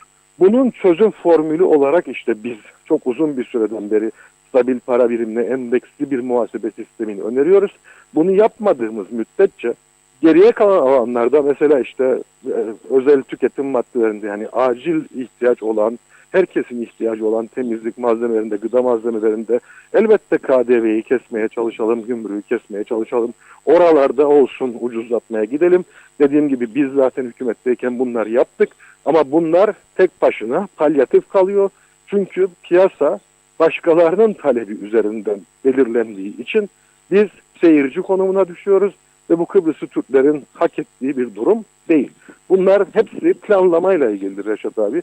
Biz doğru dürüst bir planlama yapmadıkça, ki biliyorsunuz uzun vadeli sosyal ekonomik kültürel kalkınma planı projesini de çok uzun bir süreden beri anlatıyoruz. Stabil para birimine endeksli muhasebe sistemini de çok uzun bir süreden beri anlatıyoruz. Benim 22 Mayıs'ta mecliste yapılmış bir konuşmam var. Dün paylaştım sosyal medyada. Orada çok açık söylüyorum. Türkiye'deki seçimleri Kemal Kılıçdaroğlu da kazansa Tayyip Erdoğan da kazansa sonuç değişmeyecek. Dövizde hepimiz biliyoruz ki çok hızlı bir yukarı doğru seyir gerçekleşecek. Biz bunu aylardır söylüyoruz. Bu duvara doğru gittiğimizi aylardır anlatıyoruz. Marifet duvara vurduktan sonra ne yapabiliriz diye konuşmak değil. Marifet duvara vuruyor olduğumuzu, duvara doğru gittiğimizi görüp bununla ilgili önerileri çok daha öncesinden dikkate alıp hayata geçirmektir. O yüzden elbette ben bugünkü hükümet işte dövizi yükseltti, yanlış politika uyguladı da Türk lirası değer kaybetti demem tabii ki. Böyle bir şey söz konusu bile değil. Ama şunu görmek önemlidir. Biz 2018'de iktidardayken Rahip Bronson'un tutuklanacağını, Trump'ın yaptırım uygulayacağını, dövizin yükseleceğini göremezdik tabii ki. Nereden bilelim biz Rahip Bronson diye birini bile bilmiyorduk. Ama bu defa göstere göstere geldi kriz üstümüze. Ve siz de biliyorsunuz ki, hepimiz biliyoruz ki bu krizler dönemsel olarak sürekli gelmeye başladı. Durmadan Türk lirası belli dönemlerde ciddi değer kayıpları yaşıyor. Ne demektir bir günde %7,5 bir para biriminin diğer para birimleri karşısında değer kaybetmesi? Bu tolere edilebilir bir şey değil. Ve başka bir şey daha söyledik. Yine takip etmiştir kamuoyu. Israrla Türkiye Cumhuriyeti ile imzalanacak protokollerde bu ani Türk lirası değer kayıplarından dolayı ortaya çıkacak olan zararların, Kıbrıs Türk ekonomisinde ortaya çıkacak olan zararların giderilmesine ilişkin bir ihtiyat akçesinin orada bulunması gerektiğini ta 2019'da hükümetten düştüğümüzden beri aralıksız anlatıyoruz. Bu da uygulanmadı. Ne sosyal, ekonomik, kültürel kalkınma planı uygulandı ki hükümet bizim söylediğimiz hükümet programına almıştı ama hayata geçirmedi. Ne stabil para birimi endeksi muhasebe sistemi dikkate alındı. Ne Türkiye Cumhuriyeti ile imzalanacak protokollerde Türk lirasının ani değer kaybı durumlarda ilişkin ihtiyat akçesi oraya konuldu. Peki ne yapacak Kıbrıs Türk halkı? Yani yabancılar durmadan burada gayrimenkul alırken Kıbrıs Rumlar kuzey bir alışveriş cenneti oldu. Gidelim orada yiyelim, içelim, marketlerde istediğimizi alalım derken araba piyasasında büyük ölçüde Afrikalı öğrenciler ve Afrikalılar alım gücüne sahipken biz seyirci durumuna düşelim ve kendi ülkemizde oturalım, bunu mu seyredelim? Bu kabul edilebilir bir şey değil. Peki. Ve hükümet de nereden sorumludur? Bütün bunları biz defalarca söylemiş. Hani derler ya işte muhalefet eleştiri yapar, öneri yapmaz. Hayır, işte size somut 3 tane öneriyi aylardır, yıllardır tekrar ediyoruz. Ama bunların hiçbiri dikkate alınmadı. Peki. Şu anda da peki şimdi ne yapacağız? İşte şuradan KDV keselim, buradan gümrük keselim. Hiç şikayetim olmaz. Elbette en yoksul kesimleri koruyalım. Ama bunlar palyatif çözümlerdir ve ülke çok ciddi şekilde kontrol edemediğimiz bir noktaya doğru gitmektedir. Evet, şimdi şunu söyleyeyim. Gayet güzel toparladınız hızlı bir şekilde. Şimdi iki tane sorum olacak size ama kısaca cevaplayabilirsek bunları. Mesela bu Rum Hükümet Sözcüsü'nün açıklamasının son bölümü şöyledir, okudum size. Kıbrıs sorununa serbest dolaşımın sağlanabilmesi için geçiş kapılan olmayacağı bir çözümdür diyor, esas hedef diyor. Şimdi siz hiç kapının olmayacağı bir çözüm konusunda umutlu musunuz? Bu sene böyle bir gelişme olabilir mi? Nasıl uyandık bir sabah kalktık, haydi dediler kapılar açıldı, çoğu inanmadı buna. Olabilir mi? Çünkü Türkiye'deki seçimlerden sonra hep ertelenmişti müzakere umutları, biliyorsunuz. Türkiye olsun bitsin hemen başlayacak diye Rumlardan böyle yorum verdi. İkinci konu da ikisini arda sorayım. Bu ekonomik sıkıntılar, Kıbrıslı Türklerin geçimde zorlanması teşvik edici önemli bir rol oynayabilir mi sizce çözüm konusunda? Ne düşünüyorsunuz? Vallahi önce ikinciden başlayayım tabii izin verirseniz unutmadan. Yani ben Kıbrıslı Türklerin yaşadığı ekonomik sıkıntıların çözüm açısından teşvik edici olması cümlesini çok açıkçası ürkütücü bulurum. Çünkü yani bizim hangi ekonomik koşullarda olursak olalım o çözüm masasında kaçınılmaz olarak talep edeceğimiz kendi hak ve çıkarlarımızı koruyacak bir takım ilkeler var. Mesela Crans-Montana'da en tipik mesele neydi? Anastasiadis ne anlatırsa anlatsın. Masadan aslında Kıbrıslı Türklerin siyasi eşitliğini içine sindiremediği için kalkıp gitmişti. Yani biz ekonomik sıkıntılar yaşıyoruz diye mesela asla ve katla siyasi eşitlikten taviz vermeyi falan filan aklımıza getirmeyiz. Bunu önemli bir unsur olarak oraya koymak istiyorum. Sayın Sözcü'nün söylediği işte kapıların olmadığı bir kapsamlı çözüm temel hedeftir. lafı bizim için de geçerli. Yani Kıbrıslı Türkler açısından biz de Cumhuriyetçi Türk Partisi olarak mümkün olan en kısa süre içerisinde iki toplumlu, iki bölgeli federal Kıbrıs meselesinin, siyasi eşitliğe dayalı bir federasyon meselesinin ki kapsamlı çözümün formülünün bu olduğu herkesin malumudur aslında. Bunun gerçekleşmesini arzu ederiz. Ama sorunuz şuydu, bu bir yıl içerisinde böyle bir kapsamlı çözümün gerçekleşmesi ihtimalini gerçekçi buluyor musunuz? Açıkçası ben öyle bir yıl içerisinde bunun olabileceği kanaatini çok taşımıyorum. Yani güneyde seçilen Sayın Hristodoulos'un da öyle bu konuda çok istekli, çok arzulu, çok bu ilkelere dayalı politika üreten biri olduğunu düşünmüyorum. Biliyorsunuz Anastasiadis döneminde müzakere masasındaki en önemli kişilerden biriydi. Ve bana sorarsanız Anastasiadis'ten bile daha fazla tutucu tavırları vardır. Dolayısıyla siyasi eşitlik gerekçe gösterilerek masadan kalktığında Sayın Anastasiadis, Sayın Hristodoulos'un da bunun sorumlularından, mesullerinden biriydi. Dolayısıyla sadece Kıbrıs Türk tarafının veya Türkiye Cumhuriyeti'nin burada herhangi bir politika değişikliğinin bir yıl içerisinde böyle bir şeye bizi taşıyacağını ya da Türkiye'de ve Kıbrıs'ta politika değişikliğinin bu kadar hızlı gerçekleşeceğini kendi adıma düşünmem. Peki en azından bu kapıların artırılması konusunda siz işte tam ve oraya AKEL gelecektim. daha etkili olamaz mısınız? Yani mesela ben sizin AKEL'le birlikte böyle sınır kapılarına gidip Mausa kapısının önünde mesela bir eylem yapmanızı bekliyorum aylardır. Gidip orada açın bu kapıyı diye bir baskı unsuru olamaz mısınız? Çok kısa bir süre önce bu konuda bir eylem yapıldı biliyorsunuz. Yani daha fazla kapı açılması konusunda iki toplumlu bir eylem, bizim de katıldığımız, desteklediğimiz bir eylem.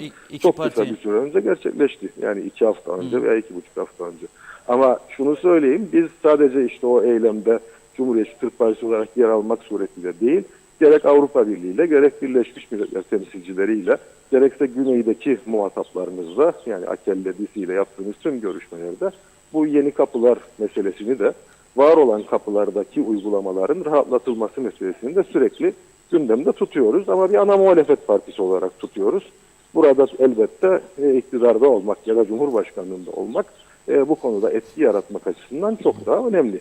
Biz bu konularda ama aralıksız bir şekilde bu konudaki taleplerimizi dediğim gibi hem BM'ye hem AB'ye hem de Güney Kıbrıs'taki muhataplarımıza sürekli olarak dile getiriyoruz.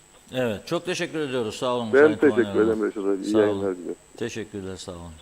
Evet, Tuhan Erhürman'ı dinledik, CTP Genel Başkanı. Bir defa diyor ki kapı, yani hiç kapı olmayacak bir çözüm bizim de hedefimizde diyor ama bu bir yıl içerisinde bu çözümün gerçekleşeceği konusunda umutlu değilim diyor. Vallahi ben Tuhan Hoca tabii Hristodoulos'un düşüncelerini öne çıkararak söyledi ama bakın şimdi ben Hristodoulos'un bugün Rum basınına yansıyan bir açıklamasını söyleyeceğim. Bazen ummadığınız taş baş yarar diye bir söz var ya, o atasözü boşuna söylenmedi bence. Ummadığınız taş baş yarar. Çok güvenirsiniz birine, bir bakarsınız arkadan sizi hançerler. Bunlar hayatın gerçekleridir. Alışacaksınız. Üzülseniz de üzülmeseniz de hazmedeceksiniz. Eskiden alkazesler içerdi insanlar, midesi rahatlasın. Şimdi Güney Kıbrıs'ta biliyorsunuz bir kızımız Napa'da eğlence sonrasında 2 Kıbrıslı Rum'un saldırısına uğramıştı Asya Karali ve o saldırı sonrasında Rum polisine şikayet etti. Önce polisin kendisine çok iyi davranmadığını, çok ciddi davranmadığını falan söyledi kendisi. Sonra ifadesini aldılar. Fakat şimdi 2 tane Kıbrıslı Rum gözaltında. Bu akşama kadar veya yarın sabah bu 2 Kıbrıslı Rum'un mahkemeye çıkarılması bekleniyor. Yani süreci Rum polisi ileri taşıyor. İlk defa oluyor bu, çünkü daha önce bahsettiğim birkaç defa güneyde bıçaklı saldırıya uğrayan insanımız oldu. Demir çubuklarla araçlarına saldırılar oldu. İkinci Cumhurbaşkanı Sayın Mehmet Ali Talat'ın Limassol'daki konferansa girerken üzerine saldırdılar. Korumasının yüzüne vurdular. Yaraladılar. Hiç kimse yargılanmadı. Ama şimdi zaman ilerledikçe ve bu kapılar açıldıktan sonra iki toplum geliştikçe ilişkileri ve bu sorunun uzaması onlara hem siyasal hem ekonomik açıdan büyük zararlar verdiği için bir miktar değişim olabilir. Şimdi Rum lideri Hristodilidis'e dün BAF'ta katıldığı bir törende Rum gazeteciler soruyor, ne düşünüyorsunuz diyor, bu Kıbrıs'ı Türk kıza yönelik saldırı ırkçı bir saldırı değildir diyor. Zaten bu Asya Hanım da bugün Diyalog Gazetesi'nde demeci var. Bizim gece editörümüz Sunu Hanım'a yaptığı açıklamaları var. Travma yaşadım diyor ama ırkçı bir saldırı olduğuna inanmıyorum dedi o da. Çünkü neticede bir eğlence yerinde önce bir taciz girişimi oldu, ardından ona istemedim demiş kendilerine, istemiyorum demiş, onun üzerine onu ittiler, düşürdüler falan. Şimdi Hristodilidis diyor ki, mahkemeye havale edileceği yönündeki haberlere ilişkin olarak milliyetçilik ateşini körüklemeyeceğim diyor. Bunu benden istemesin. Yani destekleyeyim, bunları koruyayım da milliyetçilik yapayım. Şöyle diyor, önemli olduğu için okumak istiyorum size.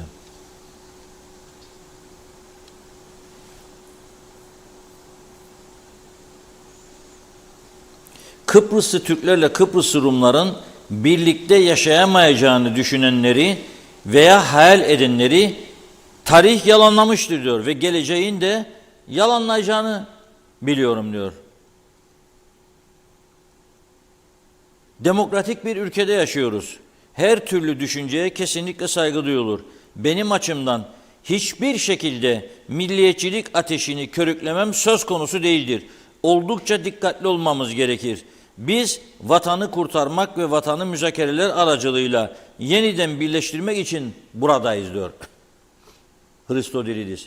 Yani ben işte Kıbrıs Rum'dur bu saldıranlar, o da Kıbrıs'ı Türk'tür, iyi oldu, o olsun vurdu falan, yok onu yapmayacağım demek istiyor burada. Bu da önemli bir gelişmedir. Buyurun Funda Hanım. Evet, devam edelim mesajlarımıza. Evet, Ali Dereseven benim gibi herkes merak ediyor. Hükümet kanadından canlı yayına Kudret Bey'den başka konuşacak tek bir lider kalmadı mı demiş. Sibel Serin iyi yayınlar diledi bizimle. Kader Akyollar, Reşat Bey hayırlı yayınlar. Gazi Mausa'da bir vatandaş olarak bugün markete gittim kaldığım mahallede. 5 tane market var diyor. Hepsi öteki marketçiyi arar, tüplere, her şeye zam geliyor, saklayın demişler. Resmen kulak misafiri oldum. Yani denetim yok, yazıklar olsun böyle belediyelere. Halil Çetin, deliklerinizi yaptırabilecek cesur yürek bakan var mı ya da hükümetin yaptırım gücü var mı? Saygılar. Arif Mustafa Cüce selamlar diyor. Nazime Nalban, tüm çocuklarımızı tebrik ediyorum. Bugün karnelerini aldılar. İnşallah bir daha çocukları okuldan geri bırakmazlar. Yine tebrikler, iyi tatiller. Belgin Rıfat, Reşat Bey Maliye Bakanımız ya da Başbakanımız ne der bu durumlara? Üstelik hükümetinde döviz borcu var. Açılan ihaleler de döviz. Her şey dövize endeksli. Yerel bankalardan da borçlanmışlar. Ali Cevat, hoş vakitler. Olmayan hükümet altın sandalyeye bu kadar önem verir. Dövize, gaza hiç önem vermiyor. Pahalılığa deseniz hiç önem vermiyorlar. Oturdukları koltukların süngerleri incelmiştir diyor. Bir oturacaklar, icraat yok, kolay gelsin demiş. Mehmet İnancı, zamları durduramazlar artık, çorap söküğü gibi uzayıp gidecek. Ah KKTC, vah KKTC demiş. Evet. Gaye Kök, akaryakıt zamlanacak, koş benzin almaya, döviz yükseliyor, marketler daha çok zam yapmadan alışverişe. Ne alırsak yanımıza kar misali, vatandaşın cebinde 3 kuruş varsa oraya buraya zam olmadan alabilsin diye cepteki para da gidiyor demiş. Aynur Yarkın iyi yayınlar diledi. Ali Dereseven, bir eve ek mesai adı altında 70-80 bin lira karı koca çalışıyorsa yaklaşık 150 bin verilirken diğer taraftan iş bulamayıp ülkeyi terk eden gençlerimizin olması çok üzücü. Bu parayla Kuzey Kıbrıs'ta hem işsizlik hem de sorunların çoğu çözülür demiş.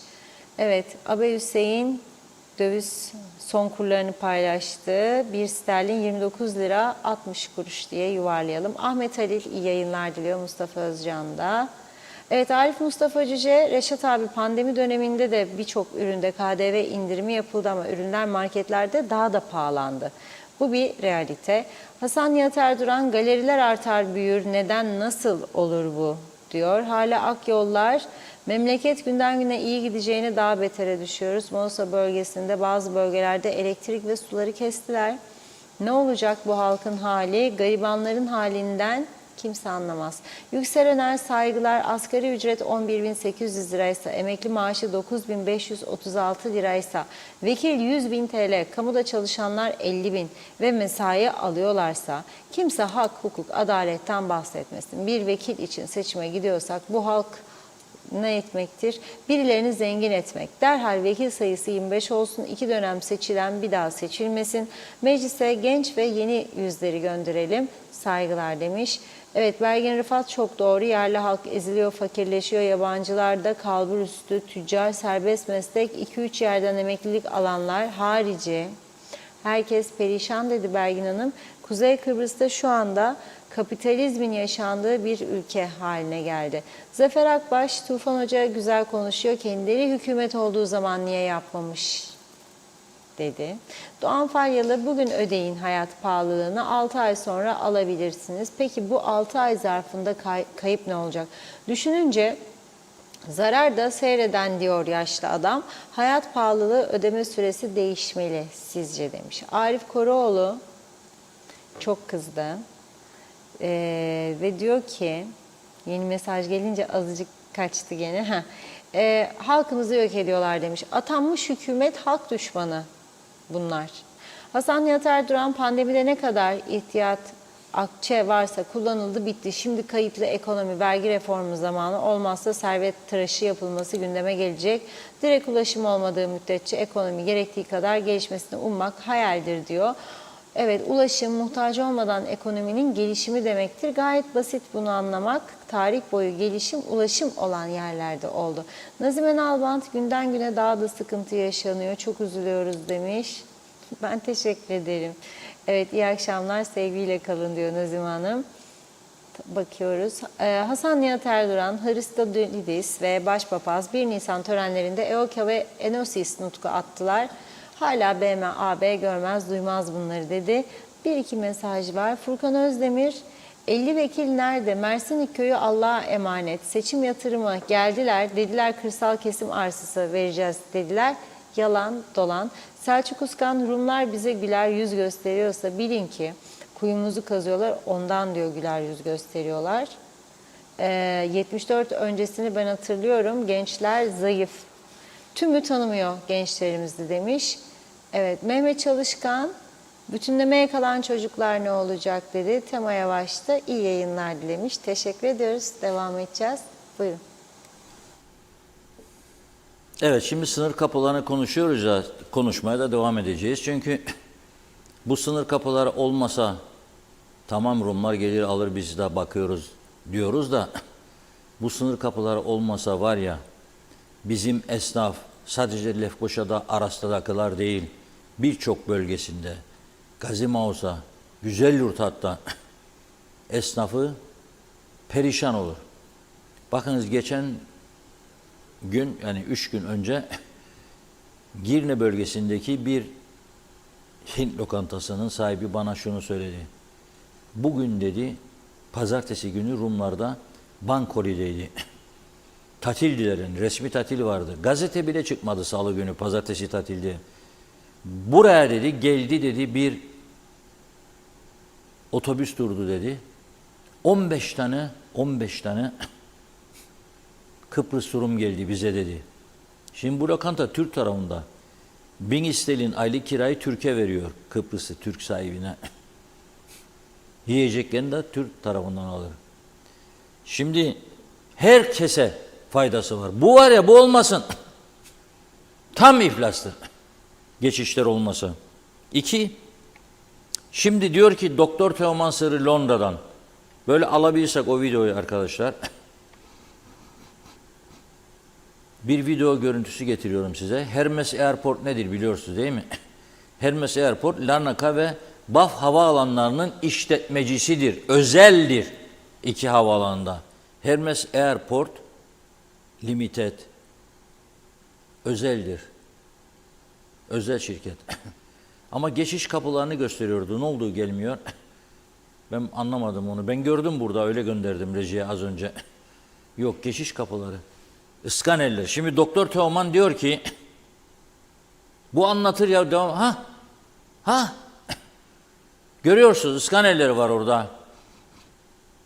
Diyor ki Doktor Teoman Sırrı, eğer diyor sınır kapılarına iskaneller konursa 3 dakikalık iş 3 saniyede olur diyor. Ha, böyle gördüğünüz gibi ben geçtim bunlardan. Larnaka'dan da geçtim, İngiltere'den de geçtim. Böyle koyuyorsunuz kimliği veya pasportu, kapı açılıyor. Muhaceret memuruna da gerek yok.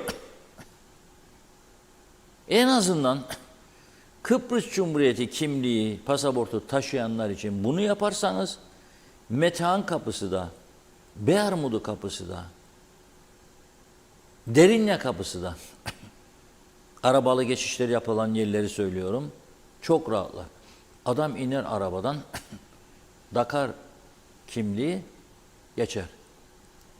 Lokmacı kapısından da. Ayrı bir kapı yapılabilir onlar için. Yapılmıyor. Diyor ki Doktor Teoman Sırrı, geçen gün diyor Limassol'da bir konferansa katılmıştım diyor. KKTC'ye oradan diyor KKTC'ye giriş istedim diyor. 40 dakikada yapabildim diyor. Sınırdaki polislerle de konuştum. Onlar da bu iskanerler devreye girerse çok memnun olacaklarını söylüyor. ID diyor, yani kimlik kartını, bu sistemler her yerde vardır diyor. İskaner lazım, o kadar basittir diyor bu meseleyi çözmek. Doktor Teoman Sırrı. Kendisine çok teşekkür ediyoruz. Ben de inanıyorum ama tabii teknolojiyi takip etmek lazım. Şimdi az önce demiştim ki Asya Karaali Kıbrıs'ı Türk kıza saldırı, bir taraftan da bir Türk vatandaşının Lokmacı kapısından güneye geçme girişimi oldu geçen günlerde. Rum polisi kendisine geçemeyeceğini söylemiş. Çünkü Kıbrıs doğumlu değil. Onun için bu elindeki yani kimlikle geçemeyeceğini söylemiş. Ve o da 3 tane Rum polisini darp etmiş orada. Hem de ciddi darp. Yani 3'üne de vurmuş. Onlar da beklemedikleri bir pozisyondu diye. Ta ki onu etkisiz hale getirsinler. Dayağı yediler demektir. Şimdi bu Türk vatandaşı hakkında da 3 gün tutukluluk emri verilmiş ve daha fazla herhalde. Çünkü 12 Haziran'da mahkemeye çıkarılacak diyor. O zaman daha fazla. 12 Haziran'da diyor mahkemeye çıkarılacak. Bakalım ne karar. Rum basının yazdığına göre neden bunu yaptığına dair konuşmuyor. Ancak sürekli ağlıyormuş. Yaptığına pişman oldu herhalde. Psikolojik bir sorunu vardı. Nasıl ki Gazi Mausa'da doktoru bıçaklayan genç ne dedi? Psikolojik sorunlar olduğu ortaya çıktı ve şimdi yatılı tedaviye başlattılar.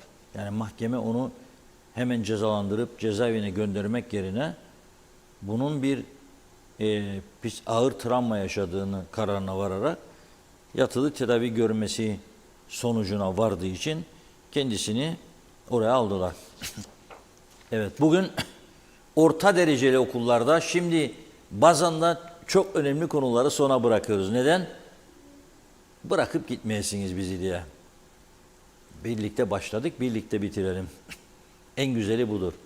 Bazıları böyle yarıda kesip aman geçeyim başka kanala diyebilir. Geçmeyesiniz de biz de elimizdeki imkanları kullanmaya çalışıyoruz. Kurnazlıkları daha doğrusu. Şimdi bugün karne günüydü. Ne dedik daha önce? Siz esas son sınavları ki öğrencilerin notunu yükseltme şansı var. Kendi kendinize bakanlık ve sendika oturup iptal ettiniz. Siz okul aile birliklerine, velilere sormadınız. Onları önemsemediniz. Tek başınıza karar aldınız. Şimdi ilk sınavda, ikinci dönemin başarısı olan çocuğun bu son sınav hakkını elinden aldınız. Sakın ola yarın onlara düşük not veresiniz, bütünlemeye bırakasınız dedik. Ve gerçekten de ben böyle bir şey yapılacağını düşünmezdim. Ama galiba bırakmışlar. Bugün karne törenine katılan arkadaşlarımızın röportajlarını izleyelim bakalım. Nilüfer, nasıl geçti eğitim öğretim yılı genel itibariyle? Yani iyiydi, yorucuydu. Yani koronadan sonra daha da böyle yorucu geldi. Kimse kaldıramadı biraz ama iyiydi, eğlenceliydi. Ama keşke sonu böyle bitmeseydi. Evet, o konuya gelecektik. Sonu nasıl bitti sana göre Nilüfer? Yani çok saçma bitti çünkü herkes notunu düzeltmek için son sınavı bekliyordu. Yani sonu daha iyi, böyle herkes düzeltmek için bir şans istiyordu o sınavdan ama o şansı vermediler gibi oldu. Boş boşuna öyle bir şey yaptılar öğretmenlere karşı. Düzeltmek istediğim notlarım, daha çok yükseltmek istediğim notlarım oldu ama geçtim mi? Geçtim. Çok şükür. Peki bütünlemeye kaldın mı? Yok, kalmadım. Kalmadım. Zaten benim notlarım iyiydi ama daha da yükseltebilirdim. Yani güzel bir öğretim yılı içerisindeydik. Son haftalarda bir grev oldu ama yine de mutluyduk yani. Karnelerimiz de iyi geldi. O yüzden mutluyuz. Grev nasıl etkiledi? Grev bizi iyi etkiledi, kötü etkiledi bir tık. Çünkü yazılara girecektik. Son hafta bir şeyler oldu biraz ama çalışmıştık yani. O yüzden çok şey olmadı. Vallahi yeni son sınavlar yapaydık daha güzel olacaktı ama biraz zorlu geçti bizim için. Bu yol biraz haşim oldu ama geçtik bu yolları da. Bu yolları da atlattık diyorsun. Atlattık tabii ya. Kaldı bir senemiz. Evet. Ya. Artık sona doğru gidiyoruz. Ya 12 oldu ya şimdi bir senemiz kaldı. Kısmet bitirecek onlar da. Yani çoğunluk yani aslında notları yükselen de var. Yükselen de var. Yükselen çok var. Yani 4 alıp da karneye 6 girenler de var. Ama yani dediğim gibi sınıfta kalanlar da var. Ödev notundan kurtaramayanlar var. Var öyle arkadaşlarımız da. Beni çok etkiledi. Çok stresliydim çünkü ikinci dönemin birinci ara sınavlarında öyle biraz sallantılıydı benim notlar. Düşündüm hani son sınava hallederim dedim. Gerçekten de çalıştıydım. Pazartesi akşamı bir haber çıkar. Sınavlar iptal, grev var. Bilmem ama geçtik yani gene de sınıfı. Hocalarımız elinden geleni yaptı, herkesi geçirdi. Ama mezun olma notun daha yüksek olacaktı belki değil mi? Tabii ki. Bu senin geleceğini etkiliyor. Tabii orası etkiledi herkesi. Ama şey de var mesela hani çocuğun sınıfta kalma ihtimali çok yüksek ama sınavların iptal olmasıyla sınıfı geçti. Bunlar da var. Son sınav yani ilk defa son sınavlara çalışacaktım. Normalde çalışan birisi değilim de özetlerim azdı çalışacaktım da sınavlar olma gene bala geçtik. Senin için iyi mi oldu o zaman? İyi oldu. Olmasaydı çalışacaktım. Güzel geçti. Son sınavların olmayışı daha iyi oldu. Evet. Çalışmadım ama geçtim. Çalışmadın ama geçtin. Evet. Öğretmenlerine teşekkür ediyor musun bu konuda? Diyoruz tabii ki. Çok iyi olduğumuz için bir de ortalamamız yüksek olduğu için geçtik. Yani onların grev yapması aslında seni mutlu etti. Evet çünkü son sınavlar olsaydı kalırdım ama geçtim. Sınavların olmayışı daha iyi oldu. Evet. Peki bütünlemeye kalan arkadaşlarınız var mı? Var. Okulun yarısı kalmıştır. Okulun yarısı bütünlemeye kaldı. Evet. Değil mi? Evet. Bu durumu nasıl değerlendiriyorsun Çınar? Bence son sınavlar olsaydı onlar için daha iyi olurdu. Çok iyi geçti abi. Teşekkürümüzü de aldık abi. Teşekkür belgen de var. Evet. Ortalaman da 8.54. Peki ikinci sınavlara girseydin ortalaman ne olurdu? İkinci sınavlara girsem ortalamam daha kötü olurdu. Evet. Yani ben bile şaşırdım nasıl bu ortalamayı yakaladı ama. Olmayacak bir şey. Yani teşekkür belgesi almana şaşırıyor musun şu an? Şaşırdım. Hiçbir derse çalışmadım. Bu notları aldım. Çok mutluyum. Çok mutluyum. Çok iyi. Şu an çok memnunum olduğum notlardan. Evet. Öğretmenlerin ikinci sınavları yapmamayışını nasıl değerlendiriyorsun? Yani gayet iyi oldu benim için. Benim açımdan gayet iyi oldu. Çünkü diğer sınavlar hakkında hiçbir şey bilmiyordum. Evet. Girseydim daha düşük alacaktım. Bütünleme kalma ihtimalim vardı. Ha vardı. Peki arkadaşlarınız arasında bütünlemeye kalanlar var mı? Evet var birkaç kişi. Bayağı var. Evet bayağı bir kişi var sınıftan. Sınıfın yarısı kaldı bizim sınıfın yarısı. Onlar için kötü oldu ama geçenler için bayağı iyi oldu. Önümüzdeki eğitim yılından beklentilerin neler? Neler daha iyi düzeltilmeli sence? Böyle kalsa daha iyi olur benim için. Sonuçta ben çalışıyorum. Gene başarırdım. Olsa da olmasa da. O yüzden hiçbir sıkıntı yok ama yani inşallah grevlerim yani belli bir sonuca varır. Tek isteğim o. Yani grevler çözümlensin diyorsun. Aynen. Peki önümüzdeki eğitim yılından beklentilerin neler? Ben zaten 12. sınıf olacağım önümdeki yıl. O yüzden beklentim yok açıkçası. Yani galiba duyduğum kadarıyla 2 gün 4'e kadar olacak. Perşembe ile pazartesi. Ya gene başarılı olan başarılı olur ki. Yani ben başarılıyım. Zaten beni hiçbir Gene şekilde olurum. enterese Gene olurum. Gene olurum yani. Bir sene boyunca çalıştılar. Emeklerinin karşılığını aldılar diye düşünüyorum. Peki eğitim yılı devam ederken öğretmenlerin grevi oldu. Bu hem kızınıza hem veli olarak sizi nasıl etkiledi? Hiç girmeyelim bence o konuya. Bence hiç girmeyelim. Doğru değildi bana göre. Doğru değildi. yaptı. Bana göre doğru değildi. Evet. Teşekkür ediyoruz. Rica Sizi ederim. tanıyalım. Hülya Çetin. Hülya nasıl geçti? Yani güzeldi. Hızlı geçti benim için. Evet. Başarılı da oldun. Evet, çok Mutlusun değil mi? mutluyum. Evet. Sınavların olmaması çoğu öğrenci açısından kötü oldu. Çünkü hani notları kötü olup sonradan düzeltmek isteyen birçok arkadaşım vardı. Çoğu da zaten bütünlemeye kaldı. Evet. Umarım hayırlısı olur yani. Sen teşekkür aldın. Belki ikinci sınava girmiş olsaydın takdir alabilecektin değil mi? Evet. Evet. Öyle de bir O durum da var. var. Öyle de bir durum var, evet. Yani, Belki de taklit alırdı. evet. Yani. İkinci sınav olsaydı ya gene geçerdik ama daha çok zorlanırdık. Daha çok zorlanırdık ama şimdi böyle daha iyi oldu. Yani öğretmenlerin grev yapmasını nasıl karşılıyorsun? Ya keşke yapmasalardı çünkü bizi çıkmaza soktular. Ne yapacağımızı şaşırdık, derslerden koptuk. Eğer yapsalardı sınavları geçemezdik. Çünkü kopmuştuk okuldan zaten. Son 2-3 yılda böyle kopuk devam etmesi seni nasıl etkiliyor? Beni nasıl etkiliyor? Bilgi edinemiyorsun ki ya. Kaynaklardan eksik kalıyorsun. Derslerden eksik kalıyorsun. Çok kötü ya. Çok çıkmaza giriyorsun. Kötü. Peki arkadaş ilişkilerini nasıl etkiliyor bu durum? Arkadaş ilişkilerimi kötü etkiliyor abi ya. Çünkü stres içindesin, sosyal hayatın bile bitiyor. Yani o birkaç hafta içinde evden bile çıkamıyorsun. Bütün sosyal hayatın bitiyor. Stres içindesin. Ne olacağım belli değil. Okul hayatın bitebilir. Çok kötü. Ama umarım bundan sonraki yıllarda olmaz. Bundan sonraki yıllarda umarım hocalarımız böyle bir şeyler yapmazlar. Bizi çıkmaza sokmazlar. Onlara da buradan sesleniyorum. İnşallah olmaz.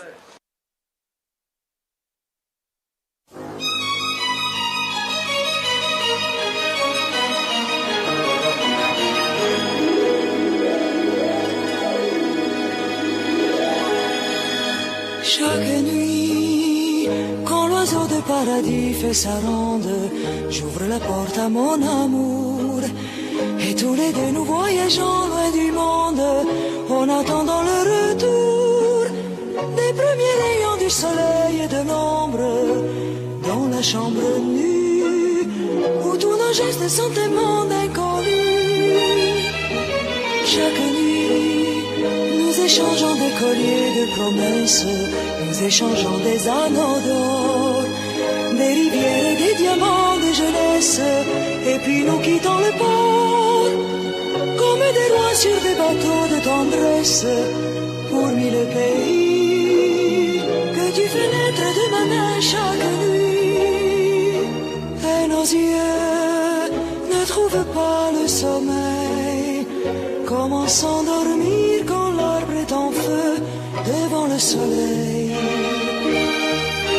Dieu, que je t'aime chaque nuit, que tu m'aimes chaque nuit, que la route est belle chaque nuit.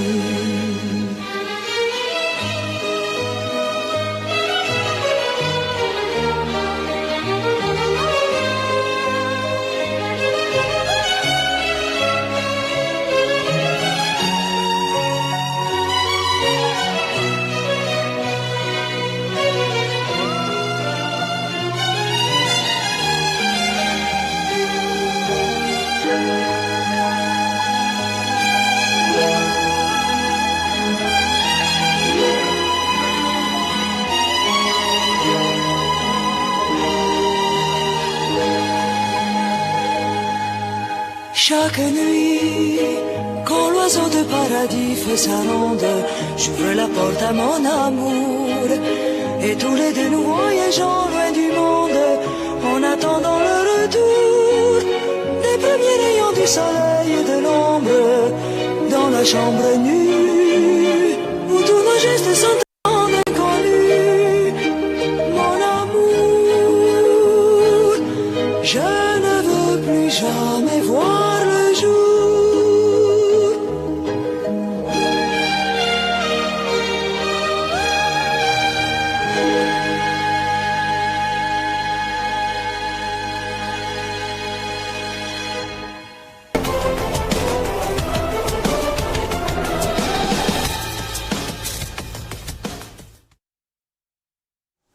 Evet, güzel bir şarkı izledik. Tabii bu arada öğrencilerin söylediklerini de duydunuz değil mi? Yani ben bunun yorumunu size bırakıyorum artık. Yani sınav olsaydı diyor bazıları daha kötü alacaktık diyor. Çünkü ders olmadı diyor. Ders olmadı diyor. Onun için ben buradan çağrı yaptım. Yani şakayla karışık ama gerçekçi bir çağrıydı benim yaptığım. Madem ki siz öğretmenler hak arama adı altında ders saatlerinin artırılmasına karşı çıktınız da grev üstüne grev, madem ki bakanlıkta al gülüm ver gülüm sendikayla, o zaman bu çocukların günahı ne? Vereceksin hep onu, takdirname de vereceksin. Diyeceksin ki çok başarılıydın Ayşe, çok başarılıydın Ali. Gayet güzel. Alan memnun, satan memnun. Neticede şu anda KKTC sınırları içerisinde yaşadığımızda göre hele kamuya eleman alırken sormazlar değil mi çocuğa yahut da başvuran gence nerelerde çalıştın, ne tür tecrübelerin var, kaç tane ek sertifika aldın, spor yapıyor musun, voleybol, basketbol, bale, male, piyano, keman. Yok biz işte okulda iyi geldik, birinci geldik. Birinci geldik, bravo. Yarın başlayabilirsiniz.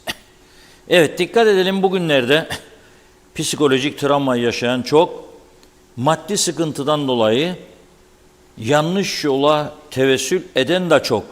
Bugün Diyalog Gazetesi'nde bir ilginç başlık vardı. Sağ yukarıdan böyle bakınız göresiniz. Diyalog Gazetesi. Böyle biraz en aşağıya zoom yapabilirsen sağ yukarıdaki köşede. Tövbe tövbe diyor başlık. Tövbe estağfurullah derler ya din adamları. Mesela hocaya derseniz, hocam Ramazan'da alkol içilebilir mi? Tövbe tövbe der size. Ve tövbe estağfurullah çarpılacaksın der. Şimdi bize niye tövbe tövbe dedik? Çünkü o fotoğrafta gördüğünüz şahıs, polisin kolundan tuttuğu şahıs, Gazi Mausa'daki Harika Camisi'nin imamıymış. İmam gece vakti Lala Mustafa Paşa Camisi'ne gidiyor. Biliyorsun meydanında büyük tarihi cami vardır. Lala Mustafa Paşa Camii. Orayı biliyor, keşfediyor. Birkaç gece üst üste giriyor çıkıyor, giriyor çıkıyor. Sonunda ayarlıyor işi. Elektrikleri kesiyor. Kamerayı devre dışı bırakıyor. Herhalde elinde de el feneri, hırsız feneri var. Yardım kutusu var. Hani atarsınız şu camiye yardım olsun. Halı değişecek, mal değişecek. Ya hoca çiçek suyu, gül suyu alacak, dökecek. Onun içerisinde 6.000 TL kadar para birikmiş. İmam Hoca Efendi takmış gözü ona. Almış paraları çıkmış. Kameralar devre dışı falan olmakla birlikte daha önceki geceler devamlı girip çıkmasından ötürü onu ele veriyor tabii daha önceki kayıtlar. Şüphe artıyor. Polis gidiyor, sorguluyor. Sonunda Hoca Efendi'yi tutukluyor. Biz de onun için dedik ki tövbe tövbe, tövbe tövbe. Ve bugünün videosuna geçelim. Daha doğrusu fotoğrafına diyelim. Kısa bir videodur çünkü bu. Onu da izleyelim.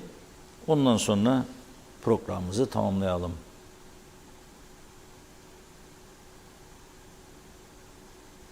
Etkinlikte Gazi Mausa Belediyesi bahçeler sorumlusuna Mustafa Bey ve ekibiyle beraber bugün bize katkı koydular ve temizlik öncesi bazı düzenlemeler yapılıyor. Ben katkımın üzerine bizzat bunu takip ediyorum. Arkadaşlara ben teşekkür ediyorum.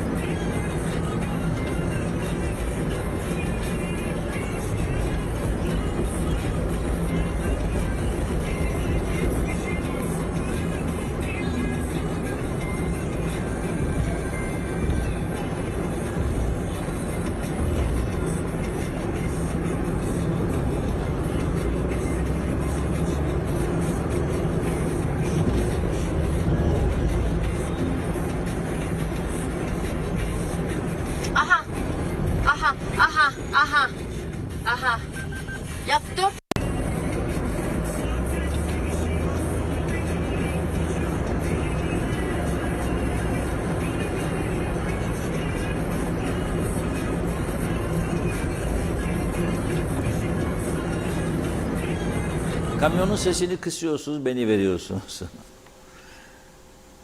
Kamyonun sesini kısın dedim arkadaşlara, beni verin. Gördünüz değil mi siz iğrençliği? Adam yük taşıyor, hem de Girne dağ yolu. Devamlı kazaların olduğu, ölümlü kazaların yol. Nasıl olmasın be birader? Doğru dürüst bağlamamış. Kasası kapalı değil. Avrupa'da olsa kulağını keserler kendine. Kulağını. Ama burası Forever tiyarensi kimin umurunda? Döke saça dağ yolunda gider arkadaş. Hiç kimse umurunda değil. Ölen ölür, kalan kalır. Forever tiyarensi. Döke saça gidiyor ve dağ yolu hep viraj. Bakın. Olacak şey mi bu ya? Daha sonra biz o kültürlüymüşük, okuma yazma çokmuş. Neyse, diğer videoya geçiyoruz. Gülseren bölgesi, Gazi Mausa'nın en güzel yerlerinden biridir. Kamp da var orada ama sahil falan var. Hani sahiller bizimdir, halkındır. Karpuzları alıp gidelim be beleşe deniz, beleşe deniz. O bölgeye gitmiş bugün şeyler, bu Temizada grubu. İzleyelim. Evet, yarın yapacağımız etkinlikte Gazi Mausa Belediyesi Bahçeliler sorumlusuna Mustafa Bey ve ekibiyle beraber bugün bize katkı koydular ve temizlik öncesi bazı düzenlemeler yapılıyor. Ben Kastamonu bizzat bunu takip ediyorum. Arkadaşlara ben teşekkür ediyorum. Burası da Gülseren'de küçük bir yer, ev gibi yapılmış. Burada kötü bir manzara, yorum yapmayacağım. Sadece görüntülemek istedim. Günaydınlar. Burası Gülseren plajı. İşte etkinlik öncesi pozisyon bu. Viraj şişeleri, yemek artıkları yapacağımız bölge. İnanamazsınız. Evet, bunu kısa video yapıyorum. Bu kadar rezillik olmaz yani.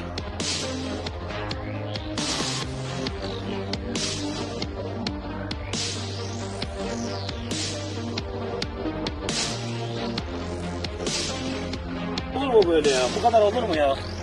Bu kadar yapılır mı ya? Bunun kontrolünü kim yapacak? Bunun sistemini kim kuracak? Olamaz bu kadar bir şey. Grubumuz Mausa'nın 5 günlük temiz Mausa için başlatmış olduğu bir sloganda bizim olan bu bölgede, bize verilmiş olan bu bölgede temizlik yaptık. Bunu dünden başlattık. Çok güzel bir etkinlik oldu. Belediye başkanımız da burada. 2 kelime de kendisi söylemek isterse buyurun Süleyman Bey. Çok teşekkür ederiz. Temizlerde görevi ve siz her zaman Mausa'nızın, Kıbrıs'ımızın temiz kalması için çalışıyorsunuz. Gönüllü çalışıyorsunuz. Yani hepinize teşekkür ederiz. Çok teşekkür ediyoruz. Bizzat Temizada olarak her zaman söylüyoruz, bütün Kıbrıs çapında söylüyoruz. Biz gönüllü grubuz, lütfen ve lütfen çevremizi temiz tutalım. Adamız dünyanın en güzel yeri olsun. Görmüş olduğunuz gibi kısa bir zamanda, bir saatte yaklaşık 50 kişilik bir grupla buraya geldik. Diğer gruplar diğer tarafta. Hep söylüyoruz. Belediye başkanımız da burada. Lütfen başkanımız bundan sonra bu tip yerlere zabıtalar ve belediyeler değişiklik yasasında olan cezai müeyyideleri lütfen uygulayınız. Çünkü artık insanlar başka bir şeyden anlamıyor. Teşekkür ediyorum.